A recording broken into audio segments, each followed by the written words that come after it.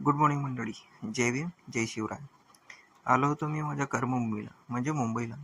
अमरावती एक्सप्रेसने मला सोडलं ठाणे स्टेशनला. त्यानंतर ठाणे स्टेशनवरून मी ऐरोलीसाठी गेलो लोकल ट्रेनने. प्रवास हा खूप आनंदी व अनुभवी असतो. मुंबईमध्ये येण्याची फिलिंग एक काही वेगळीच असते.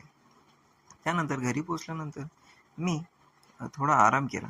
आराम करून रेडी होऊन मी निघालो होतो आपल्या 545ने आपल्या ड्युटीला जाण्यासाठी. आज माझी सेकंड शिफ्ट असल्यामुळे मी दुपारी 2:30ला मेन गेटला पोचलो होतो. माझी सेकंड शिफ्ट हे 3 ते रात्री 10 वाजेपर्यंत असते.